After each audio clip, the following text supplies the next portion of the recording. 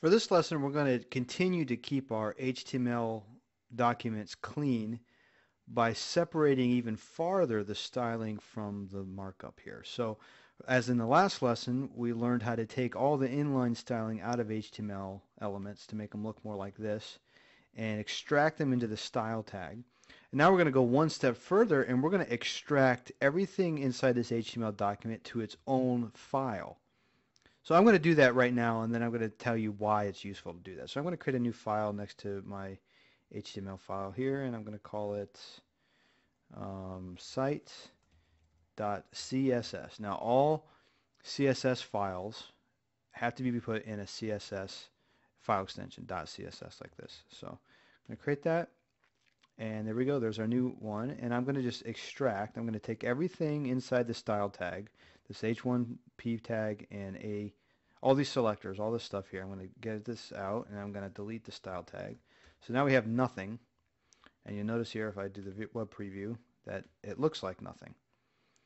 So I'm going to do that, and I'm going to paste in here all my CSS. So there's all my CSS separated from the HTML page. It's all in its own file. And you'll notice here that it looks a lot cleaner. There's not a whole lot of styling. If this was a real web page and you were to put all that CSS styling inside the head of the document, it would be a mile long. So that's another reason why it's nice to put it out here like that in its own file.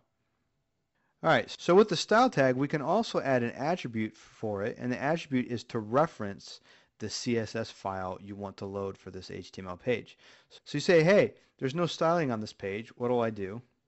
So as the style tag, we can put the CSS in the document itself. We can also create a link tag, which I'll show you how that's done. I'm going to use a shortcut here on my text edit just to do it really fast. And again, we're putting this link in the head of the document. And so the link tag, and we have an href attribute. If you remember, the anchor tag has an href, which loads a page here.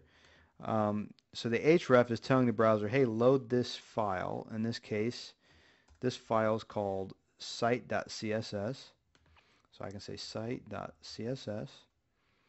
And there's a couple other attributes here. We're not going to go into all of them, but this is just the relationship. It's telling it that, hey, it's a style sheet.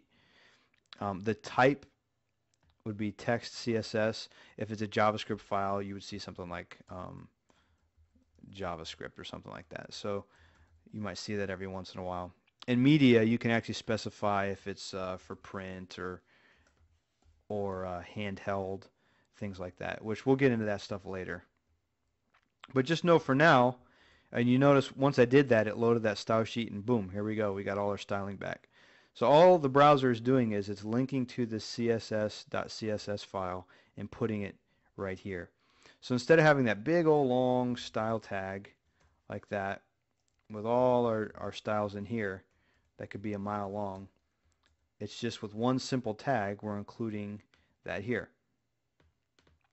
So other than the fact that it makes our document look cleaner, it also allows you to extract that to its own file so you can apply it to other web pages. So if you had a website that had 50 HTML pages, you wouldn't want to each time change the style tag in your header if you had your styles in there and keep changing them, changing them. Doing this, you can change it in one spot and it'll change it on all your web pages. So as long as each HTML document is loading this, well, here, let me just go ahead and do that right now just to show you. Let me create another one. Say sample2.html. Creating that, and let's do preview here.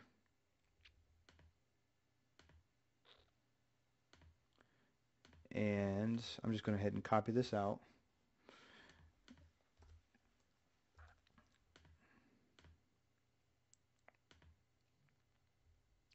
And I could rename this and say, hey, this is sample2 website. And we're going to have, let me delete all this markup here. This is a separate page. And we're going to say, hey, this is an H1 tag and test title.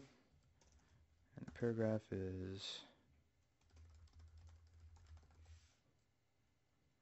and let's go ahead and make this